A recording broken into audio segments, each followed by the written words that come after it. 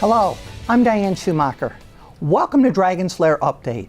Basketball season is in full swing. We're offering a glimpse of Howard Community College's men's and women's basketball programs, and men's lacrosse is preparing to defend its Region 20 title and challenge once again for the national championship. Stay with us for our 2018 season preview. First up is men's basketball. Howard takes on Baltimore City. Let's go to Gary Williams.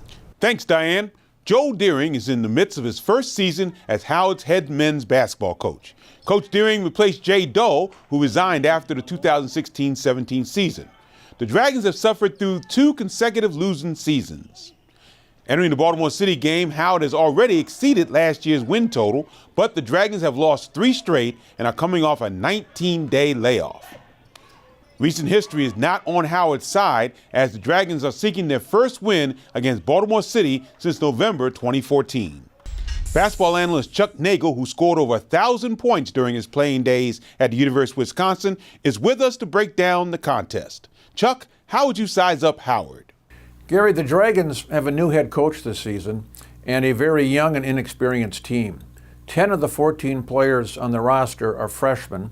5 of those freshmen start, and all 5 of those starters average in double figures. Very impressive. Through the first 13 games this season, the Dragons are scoring 86 points per game, but they're giving up 92 a game. The Dragons are very decent 43% from the floor, however, only 28% from the three-point line, averaging about 6 three-pointers a game. And the Dragons, interestingly enough, go to the free throw line on the average of 30 times a game, but only shoot 66%. So I think to beat Baltimore City, they must defend better, certainly improve the three-point shooting, and continue to get to the free throw line and improve on that 66% free throw average, and commit fewer turnovers. Baltimore City enters the contest with an 8-10 overall record. The Panthers endured a 5-game losing streak of their own in December. However, it came against some of the toughest competition the NJCAA has to offer. 2 of Baltimore City's losses during that streak came against teams who made it to the Division I Nationals a season ago. Chuck, what do you expect to see from Baltimore City? Baltimore City Community College has one thing on their mind. That's to outscore the opponent in every game. And they do this in 3 ways. First of all, they put up more shots than the opponent. Second, they create turnovers on every opportunity. They can create a turnover, they like to score. And third, they're very aggressive on the offensive glass. They'll play full court 94 feet defense, and they'll run at every opportunity, and they look for scoring from all 5 positions. Basically, they want to control the tempo for the entire 40 minutes. Howard and Baltimore City tangle next. Let's go to the highlights. First half, early 4-point lead for Howard. This is an ideal way to beat the press. They get the ball to the middle. It goes from Reed to Braithwaite, who finds Lawrence at the top of the key, steps inside the three-point line, and knocks it down. Scott Harrelson inbounds it for Baltimore City to Ed Oliver Hampton. Back to Harrelson, and the Panthers take the lead. Dragons in a 2-3 zone defense.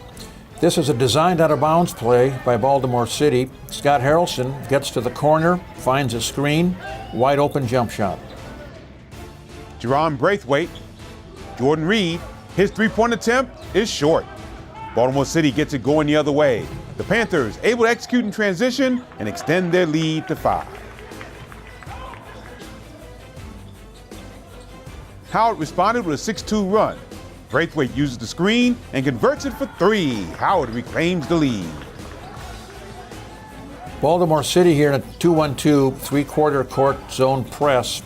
Pass goes to Hall, who turns without looking quite quickly, puts it on the floor, turns it over, and Baltimore City gets the opportunity to score on the easy turnover. Panthers are back in front as Victor Okafor runs the length of the floor. 8 minutes till halftime. Baltimore City moves it along the perimeter. Mohamed Kamara follows up the miss for a put-back bucket. Howard's now having trouble advancing the ball. This seems to be Baltimore City's game plan. Press the Dragons and try to score on turnovers.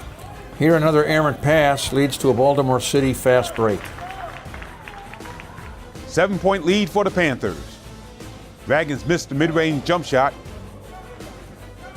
Baltimore City wants to run. Camera takes it all the way. 6 minutes to the half. Kevin Holston creates the turnover. 3-on-1 break for Baltimore City. Holston with the and-one bucket in transition.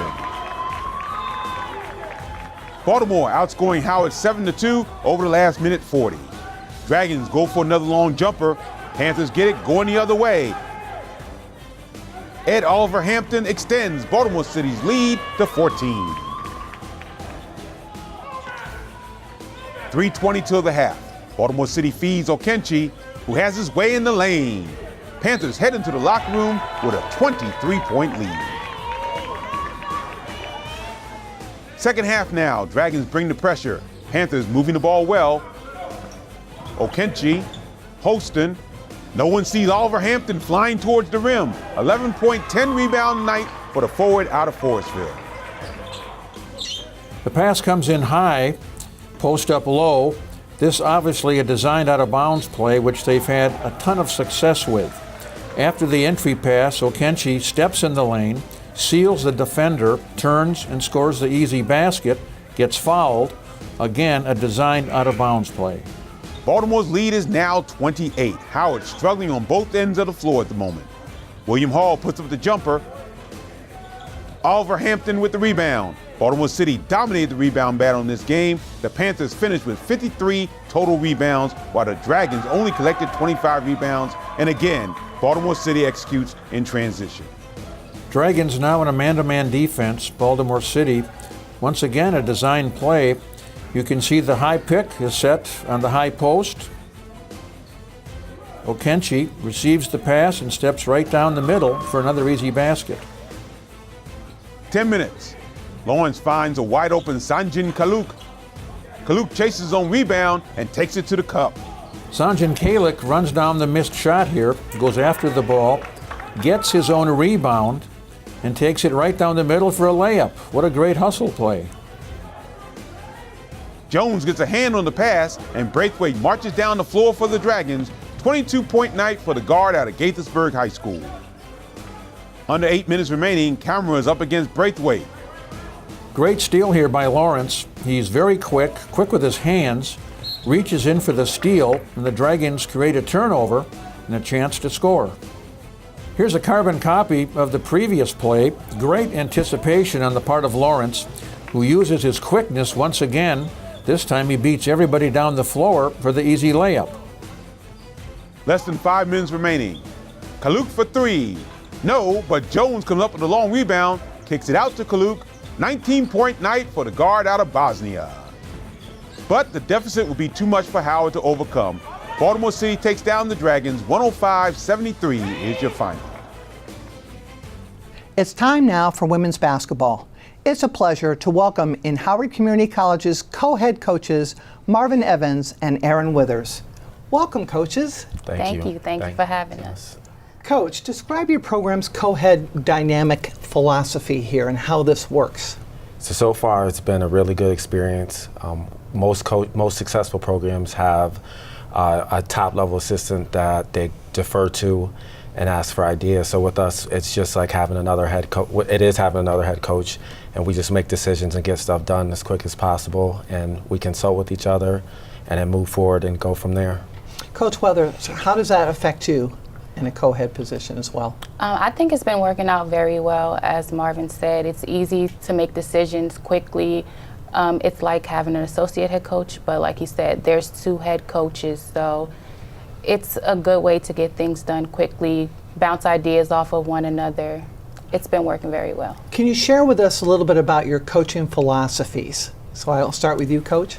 Yes, we actually are very similar, which makes the co-head coach thing work a lot smoother. We're both fundamentally sound. We like to teach fundamentals to the girls. Our players, start with ball handling. From there, we're both defensive coaches, so we're all about teaching different zones, different mans, and as we develop the program, we're going to want to run. Right now, we're working on that, so a lot of our coaching philosophies are very similar in style. What philosophy really stands out for you as a coach? I'm big on defense. I feel like defense travels. there'll be nights when teams can't hit the broadside of a barn, but you can always play defense. So let's talk about your leaders in your program this year. Tell me about some of your athletes and what they bring to your program. So, one of the big additions as far as being a vocal leader has been Brittany. She's a 3-sport athlete here, and she's come on a long way from the beginning of the year. She's very verbal. She leads by example. She's first in sprints, and she's not your typical basketball player because it's not her first sport, but just her leadership style makes her very valuable to our team. How about you, Coach? I would have to agree with Coach Evans. Brittany has been a great asset since she's come on. Like Coach said, she's not only a verbal leader, but she leads by example, which is great for our girls. She works so hard. As Coach said, basketball is not her first sport, and she's aware of that, so she knows the extra work that she has to put in, and she's willing to do that. So tell me about your leader in scoring for you this year. Milena, yes, she's a small guard, but she has a lot of heart. That's one of the great assets about her, is the fact that she plays so hard, and she gives everything that she has when she's out on the floor, which is all that we really ask, is that you play hard, and she does leave it out on the floor. And Coach Marvin, you have an international player, I understand, that's also your leading rebounder. Let's talk about her.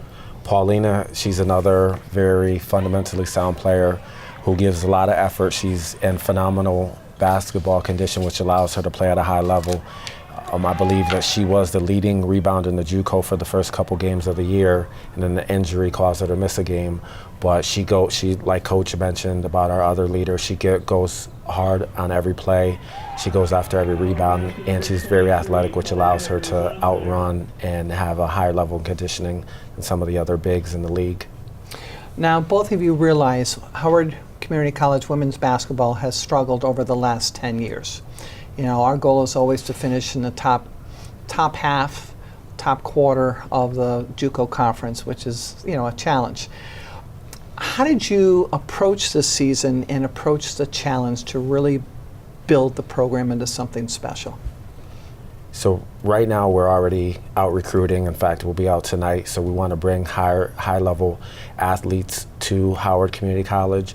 With a full year ahead of us, it'll give us an opportunity to get out and connect with a lot of student athletes from the area. We kind of want to build a local pipeline with some of these high school coaches where they know that they don't have to go up the road a couple miles to Hartford to have a successful program. We'll be right here in a couple years, as long as, you know, we have committed athletes who want to get here, build it, train, start with fundamentals, actually start with being a student athlete first, and then go into the basketball stuff. So we're looking for good student athletes, student first. Well, I think the program is going to be in great hands with you two over the years. You get to improve on where we are today and look forward to what we can build together tomorrow. So I wish you the best success, and we'll be here again next year because we're going to talk about some really neat things that are going to happen in the next year. Thank you. We're looking forward to it. Thanks. Howard Community College men's lacrosse is coming off of its most successful season to date.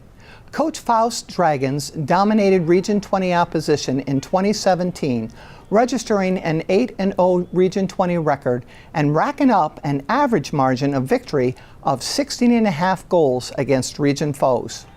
Howard then advanced to the national championship, a program first, where it lost a 1-goal contest to Onondaga. The Dragons enter 2018 ranked number 2 in Inside Lacrosse Face-Off Yearbook's NJCAA preview. To get you ready for the home opener, here is our producer Matt Stovall's conversation with head coach Erik Foust. 2017, it was your 4th year, the best year we've ever had here with Howard Men's Lacrosse. What did that do for you in terms of recruiting? You know, a lot of things.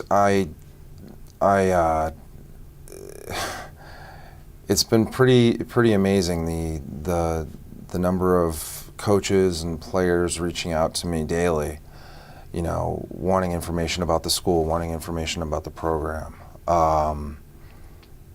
You know, and it's easy with so much video, you know, thanks to you, Matt. You know, I can utilize a lot of our, highlights and successes from last year when recruiting. Last year was a great year. Last year was a like you said, the best year in Howard history. And also just the performance at Nationals, I think, caught a lot of people by surprise. Just the one-goal game against Onondaga, who had lost 4 games in the last 9 years, and you were with them in the fourth quarter. I know it seemed like right after the game, you knew that game was a big deal. Have there been any unexpected consequences, positive or negative, that have come from that game where you thought, I can't believe this is happening now? Nothing can really surprise me with this game. I like to refer to this game as controlled chaos, and anybody can, provided that you have the fundamentals and you work hard, anybody can win any game. I don't want to say I was surprised, because I wasn't with our performance. I trusted our team, and I trusted, my coaches, and, the guys executed. I think teams have a tendency to, enter the big stage and get into these, big contests, and sometimes, fall flat or play scared. And, like we did, the entirety of the regular season, we just went after, our opponents in the Final Four and then in the championship. And that's not going to change. One of the reasons I think, maybe wrong, just as an outsider looking in, is just the team got along. You've said it several times where this is the first time you've ever had that, where the team just seemed to genuinely like each other. Did you see that this year? First of all, before I say, when did you start seeing that last year? At what point during the season did you say, hey, these guys like each other? Early. The year before, we went to the Nationals. We lost to Genesee, and they subsequently won in the championship, and a lot of the guys on that team returned, and so those guys had a taste of the tournament. It's tough in junior college lacrosse because it's just freshmen and sophomores, and so in my opinion you have to get lucky with some natural born leaders, guys who aren't hesitant to speak up and lead, their teammates who are of the same age. And last year we had some good leadership, but we also we didn't have any cliques, and everyone did get along, and everyone loved one another. And, that's something that I preach and my coaches preach, and, I have a pretty good feeling about this year's group too. They certainly like to work hard, and they do appear to be getting along with each other. Well, Ian Decker definitely stands out as a leader, the way he conducts himself. So how has having him back and having the sophomores you have coming back, how does that help with getting this year's team to, like you were saying, get them to gel together like last year's team did? Well, yeah, Ian returns, so does Chris at attack. I'd like to say that Ian certainly has a bitter taste in his mouth, and I think he has, you could say, some unfinished business. I don't want to go into this season, preaching championship and preaching, getting back to Onondaga and all that, because I think, you can't look past any opponents, and it's going to be every day. We're going to focus on the here and now. But to piggyback on that, I think Ian and the rest of the sophomores who are returning, feel the same way. We can't look ahead. And that happens often to teams that have success, and the next year they assume that it's just going to happen again for them. And that's something that we want to avoid. You don't have to look too far for the first big game, Nassau home in February. What does it mean scheduling a game like that, number one on your schedule? Well, for as long as that I've been here, the first couple games in the season weren't against, top 10 or top 5 opponents. And when we had the opportunity to schedule Nassau early, I jumped at it because I think it's going to, help up the tempo in practice, coming out of the gate against, one of the best, if not best, junior college lacrosse programs in history. Nassau's won 21 national championships.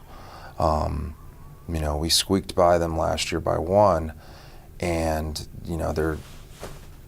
it's Nassau. I have the utmost respect for Coach Savage and his staff, and I'm sure his team's going to be prepared. So this will be your 5th year, 2018 at Howard. What do you like about coaching lacrosse at this level? I really enjoy working with young men that want to get better and want to play in the next level. I mean, that's the goal of our program, is to send players to Division I, II, or III. I say it time and time again, our goal is not to win championships. Our goal is to send players to four-year schools so they can contribute and step on the field or step in that locker room immediately, and be productive members of the team. It's my firm belief that if we have that or hold that goal, the byproduct of it will be, appearing in championships, winning championships, and having successful seasons. Speaking of that goal, I see Keller Falkenstein at UMBC, Austin Mitchell, of course, scoring goals for the Retrievers last year. Mm-hmm. You have Reese Williams at Cleveland State. Mm-hmm. How proud of a papa are you seeing these people at Division I schools really contributing? Oh, it's exciting. I got a call from Ronald Carney a couple days ago, and he was named captain at Ferrum. And he played here in 2014 and 15 and 16. He was a redshirt in 14. And last year was his first year at Ferrum, and this year he's a two-way midi for him, and he was elected captain by his teammates there. So we have a number of guys contributing in D1, 2, or 3 programs, and I wish I had more time so I could get out and watch them play, but we have games and we have practice and whatnot. So that's the best feeling, so far, is just knowing that these guys have moved on from our program and then, they're contributing at others. Coach, now that you've had a taste of going to nationals and playing, like you were saying, those back-to-back days, Saturday, then a Sunday for the championship, what's your philosophy in terms of depth on the team? Because I remember a while ago you said you want to have as many people as possible, but what's your philosophy in terms of where you need depth and how important it is? Well, it's changed a bit because we can't have a number of players that can't, push, their teammates, and we can't have, it hurts us if, I have a player on the team that doesn't have the strongest fundamentals, because then drills are busted. As far as a number, I don't have a specific number in mind, but what I don't want to keep more than 40 guys, and I only want to keep guys on the team that are going to be able to, contribute. It's no fun sitting the bench and not, being part of what's going on the field. That's not to say that everybody plays, but everyone certainly competes in practice. And so I need players that, have strong fundamentals, both hands, a good IQ.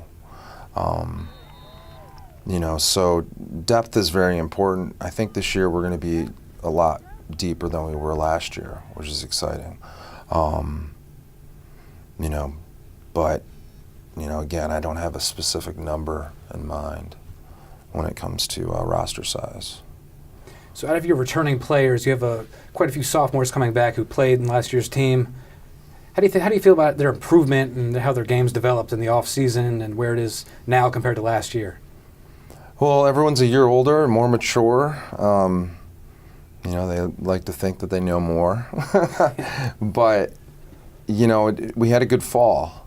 And guys who didn't see significant minutes last spring, you know, I'm going to have to lean on them so that they see significant minutes this spring. I'm pleased with off-season work for most of them. You know, we did lose some sophomores, but you know, we have freshmen and some transfers that will step up. One of the transfers, I see Lynchburg transfer Will Smith has been getting some love in publications. How would you describe his game? Will's like a jackrabbit. Will is, you know, he's tenacious. He's very aggressive with the ball in his stick and without it. And he's got a very high, very strong lax IQ. And he pushes his teammates to be better. Will has grown a lot. You know, he's matured a lot. You know, last year he was here, but he was redshirted. So, you know, I'm very excited for Will. I'm very excited for him to get on the field and compete. How would you assess? Last year, I remember a big thing was your team, aside from getting along, they really trusted each other on the field. Where do you think that is right now, you know, preseason? I think it's good. You know, a big theme for us, you know, from here on out, you know, is trust and love and working together and, you know, really honoring this game for what it is and, you know, making sure that each one of us, coaches included, has the back of the next man next to him. You know, supporting one another is invaluable. Last year it seemed like your players really, you know, on the field, after the game, in interviews, they all bought into your message and everything. How do you think you were able to build that where the team, they cared about each other and they were able to say the right thing? Where do you think that came from? You know, being consistent with my message, holding them accountable, you know, on and off the field. And I don't want to say treating everybody equally, but treating everybody fairly, I think. And also giving them ownership. You know, one of the things that I often say is that it's their team. I'm just the conductor, you know. If we were a symphony, they're playing the instruments and I'm just standing up and, you know, I'm just the conductor. So, you know, I don't think there's that much of a science to it. It's kind of a gut thing it's just how I do it, you know. You know, and I'm honest with them and I expect them to be honest with me. You know, I think that's a... Coach, thank you so much. Of course. Thank you, Matt. Appreciate it. Thank you. Subscribe to our YouTube channel for the latest highlights and interviews. Thanks for watching, and remember, go Dragons!